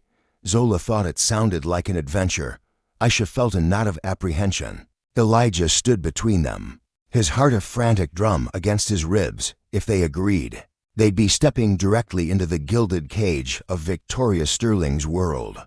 Even if no one recognized the true, painful connection, if they declined, they'd be walking away from a chance to publicly acknowledge the very foundation that had, in its own way, saved Zola's life. After a night of agonizing deliberation, Elijah said yes. He convinced himself it was the right thing to do. Their story, carefully framed, could illuminate the path for other families. They didn't need to mention Victoria Sterling. They certainly didn't need to mention the binding contract, the clinics, or the quiet desperation that had led him to sign away his future. They would be just one more face. In a montage about hope and resilience, the hospital's media team scheduled an interview a week later. Elijah, Aisha, and Zola sat beneath blinding studio lights in a hushed room while a producer asked gentle, probing questions. How had they felt when they first received the diagnosis? What had financial assistance meant to them? What did Zola dream of becoming? Now that she was thriving, Elijah spoke slowly, choosing words that were honest in their emotion, but incomplete in their truth. He spoke of the crushing fear, the overwhelming gratitude, the chasm between begging for extensions and watching a mountain of medical debt simply vanish. He did not mention the night he signed away his autonomy in a sterile boardroom. He did not mention Victoria Sterling at all. Still, as the cameras rolled, he couldn't shake the chilling feeling that he was inching closer to an invisible, perilous line. The footage was slated to be shown at a small launch event at Sterling Legacy Group's headquarters, a gathering of board members, hospital administrators, and selected staff. Elijah only learned this crucial detail after the interview was wrapped. The coordinator smiled brightly as she explained the plan, utterly oblivious to the sudden, icy dread that seized his stomach. Of course, the company would want to showcase real stories in their own opulent building. It made perfect sense for everyone else. For Elijah, it meant something far more dangerous. It meant his worlds, his humble home, the community hospital, and the monolithic Sterling Legacy Group were about to occupy the same room. It meant Victoria Sterling could walk into a reception, glance up at a screen, and see the man who had signed away his biological rights, publicly thanking her foundation, without knowing she was in the audience. Or, far worse, knowing exactly. As he left the hospital that day, Zola's small hand clasped in his. Elijah understood that they were no longer just playing with private paperwork and hushed agreements. Their story was hurtling toward a public stage, whether he was ready or not. Chapter 14. The date of the launch event arrived faster than Elijah could comprehend, officially. It was a modest celebration. Sterling Legacy Group and Hopewell Community Hospital, unveiling their new partnership, the Sterling Hope Initiative. A handful of polished speeches, a short video showcasing families whose lives had been transformed by the Pediatric Foundation. Unofficially, for Elijah, it felt like standing on train tracks, listening for the distant, inevitable rumble. He ironed his best shirt twice that afternoon, his hands moving with a nervous, almost ritualistic precision. Aisha wore her finest dress, the one she saved for church and solemn occasions. Zola buzzed with unbridled excitement, thrilled to be on TV, inside the same glittering building where her father worked nights as a janitor. As they approached the glass tower, its lights blazing against the early evening sky, Elijah felt his chest tighten, a vice grip of anxiety. He'd entered this building hundreds of times, in his humble uniform, a ghost in the gleaming hallways. Tonight, he walked through the front entrance as a guest, his name printed neatly on a badge. It felt wrong, profoundly unsettling, yet undeniably right. All at once, inside, the lobby had been transformed, towering tables draped in crisp linen, soft, almost ethereal music, staff circulating with trays of sparkling drinks. Enormous screens displayed the Sterling Legacy logo alongside Hopewell's, intercut with curated images of smiling children and benevolent doctors. Elijah caught a glimpse of his supervisor across the room, doing a double take when he saw him out of uniform. There was a flicker of something in the man's eyes, curiosity, suspicion, perhaps a dawning recognition of the stark class divide. But the supervisor was quickly pulled away by a conversation with a hospital administrator. Aisha squeezed Elijah's arm, her touch a silent anchor. Grounding him, Zola spun slowly, taking everything in, her eyes wide with wonder, her ponytail swishing like a joyful pendulum. "It's like a movie," she whispered.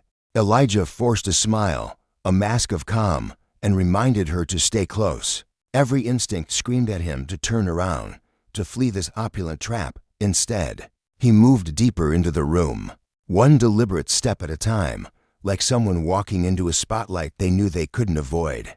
On the upper floor, Victoria Sterling stood in front of a full-length mirror, adjusting the elegant fall of her designer dress around the gentle curve of her late-stage pregnancy. Her doctor had advised against unnecessary public appearances, but she'd insisted on attending this one. At least for the opening remarks, it mattered. This partnership, the Sterling Hope Initiative, was one of the few projects that felt deeply personal, for reasons her board would never truly comprehend. Her assistant hovered nearby, tablet in hand, gently reminding her of talking points and strict time limits. Victoria nodded, her gaze distant, not truly listening. Her mind was already on the program's precise running order: welcome remarks, hospital speech, the video presentation, a brief response from the Sterling side. She wasn't supposed to stay much longer than that. In theory, she could be in and out before the crowd truly thickened, before any real engagement was required. Cassandra Vance, adjusting the silk of her gown, felt a familiar flutter within, a strong, insistent shift. Almost there, she whispered, a silent promise to the life stirring beneath her hand. Below, the grand hall buzzed, the evening's formalities about to commence. A foundation director, voice earnest yet distant, spoke of systemic gaps, of families forced to choose between survival and dignity. Elijah listened, Aunt Maev's hand a steady presence on his arm, Serafina quietly tracing patterns on her worn bracelet. Then, a slick introduction from a Vance Innovations executive, a cascade of corporate buzzwords: social impact, future-proofing communities, shared prosperity. Elijah's gaze, however, was elsewhere. A subtle ripple, a collective hush, drew his eyes to the grand side entrance. Cassandra Vance, a vision of composed power, glided in, her tailored jacket subtly open, hinted at the gentle curve of her abdomen, a secret only a few knew. The very air in the ballroom seemed to thicken, charged with her presence. Heads turned, conversations died, an unspoken acknowledgement of true power. Elijah's heart hammered against his ribs, a frantic drumbeat in the sudden quiet. He was too far, obscured by the glittering crowd, for her to see him, yet the knowledge that they now breathed the same air, under the same blinding lights, made his legs feel like water. Two halves of a fractured truth, now sharing a single, fragile moment. The main lights dimmed, and colossal screens flickered to life, bathing the hall in a soft glow. A montage of hope and struggle, bustling community clinics, dedicated outreach workers, children's laughter echoing in vibrant therapy spaces. Then, the first family story. Not theirs, a couple speaking of relentless battles, another of fragile new life. Elijah almost allowed himself a breath of relief, a fleeting hope that their segment, their raw truth, had somehow been spared. Then it filled the screen, the familiar, cramped living room of their small apartment, the worn sofa, the faded photographs on the wall, and himself, Elijah, sitting exactly where he always sat, looking years older, etched with a weariness he hadn't fully acknowledged. A beat later, his voice, raw and resonant, filled the opulent space. He spoke of the suffocating fear, the fragile relief, of a system that nearly crushed them, of a daughter whose spirit yearned to run free, oblivious to the fragile beat of her own heart. The camera cut to Serafina, her shy, radiant smile captivating the interviewer.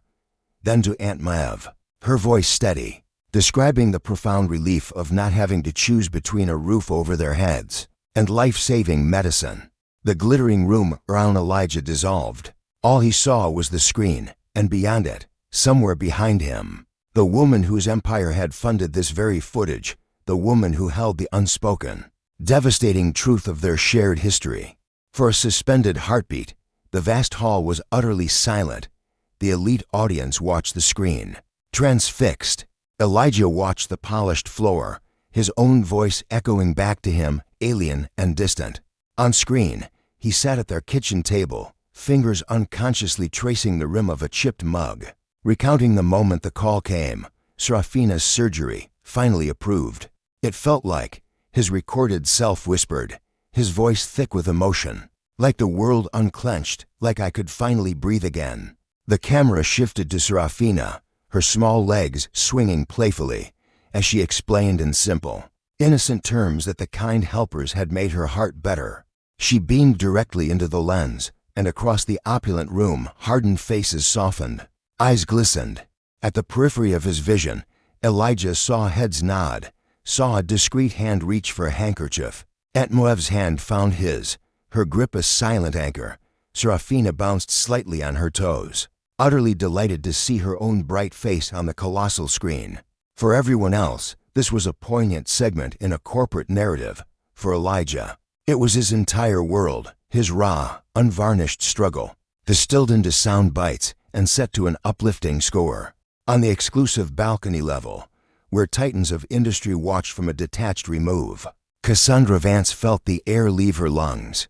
She oversaw a vast philanthropic empire, had read countless anonymized reports, approved transfers with names redacted. Yet, some details, some echoes always lingered. Starlight Children's Hospital, pediatric cardiology, a single father, a resilient grandmother, a little girl whose heart needed more than just hope. When the interview began, she hadn't recognized the setting. The artful lighting, the carefully chosen angles, had initially disguised the cramped living room. But then the camera shifted, and Elijah looked up at the interviewer, his eyes tired, cautious, profoundly familiar. Cassandra's fingers tightened, white-knuckled, round the cool metal of the balcony railing. The baby within her kicked, sharp and insistent, a visceral echo of her own shock. No one in this glittering assembly knew the man on screen had stood in her office months ago, signing a life-altering contract. No one knew she carried a child who shared his very blood. Beside her, Mr. Thorne watched, his gaze flicking, almost imperceptibly, from the screen to Cassandra's face, registering the minute. Involuntary tremor she couldn't quite suppress. As the video faded to black, the room erupted in a wave of warm, appreciative applause. The lights brightened slightly. The host returned, his voice smooth, thanking the featured families and the generous donors. People turned to each other, smiling, murmuring about the profound impact of such programs. But in the shifting, celebratory crowd, something else unfolded, something small, almost ordinary, yet utterly devastating. Across the vast expanse of the hall, Serafina's bright eyes found Cassandra. Children, unburdened by adult perceptions, see differently. Serafina didn't see a billionaire CEO. She saw a woman standing perfectly still on the balcony, one hand resting gently over a rounded stomach, looking down with an expression unlike anyone else's. Their gazes locked, a silent, profound connection. Cassandra's features softened and instinctive, raw maternal warmth flaring in her chest before she could suppress it. She offered a tiny, uncertain, yet undeniably real smile. Serafina, in her boundless innocence, smiled back, then lifted a small hand in a tentative wave. The gesture was simple, innocent, yet a chilling dread snaked down Elijah's spine. He followed his daughter's line of sight, his gaze snapping to Cassandra Vance just as her hand dropped from the railing. For a suspended, agonizing moment, the world narrowed to a stark, inescapable triangle, him on the ground, her on the balcony, and Serafina, still half-turned, still glowing from her moment on screen, caught between them. Dr. Anya Sharma's gaze, sharp and unwavering, locked with Elijah Vance's across the opulent hall. A silent, electric jolt. In that searing glance, years of hushed meetings, coded messages, and the perilous weight of their shared, dangerous truth flickered. The clandestine pact, the quiet terror, the fierce, complicated hope for justice, all lived in that one, charged moment. The future they fought for, embodied in the child at Ellie's side, their secret alliance, now exposed in a room full of powerful witnesses. Ellie's heart hammered against his ribs. He could have looked away, pretended not to know her, vanished into the crowd. But a flicker of raw defiance, an unyielding truth, ignited in his eyes. It was gone in less than a second, but it was enough. From the VIP box, Senator Thorne saw it. Enya's sudden, rigid posture, the man from the community below, his gaze holding a depth that defied the chasm between their worlds. The gala droned on, oblivious. A keynote speaker droned about progress. Waiters glided with champagne. The hum of privileged conversation resumed. But the silence of that moment had already shattered everything. Thorn leaned slightly towards Anya, his voice a silken blade. You know them. He gestured subtly towards Eli and Maya, as if it were a casual inquiry about a compelling human interest story. Anya's breath caught, a gasp trapped in her throat. The practiced lie, just another case file. Senator, formed on her tongue, cold and easy. Below, Maya tugged Ellie's jacket, her innocent voice cutting through the din. Daddy, can I meet the brave lady? Grandma Lena's hand found Ellie's arm, her ancient eyes sharp with a premonition of danger. A lifetime of survival etched on her face. Eli felt it too, the fragile narrative they'd painstakingly constructed, now threatening to unravel before the very architects of injustice. In the opulent box, Anya, carrying the weight of a new life, felt more vulnerable, more exposed than any public scrutiny had ever made her. She drew a slow, deliberate breath, preparing to deliver the expected, hollow answer to Thorn. On the floor below, Eli tightened his grip on Maya's hand, torn between silence and truth. Two paths, two lies, one undeniable reality. The balance teetered, poised on the edge of a single, fateful word. To be continued.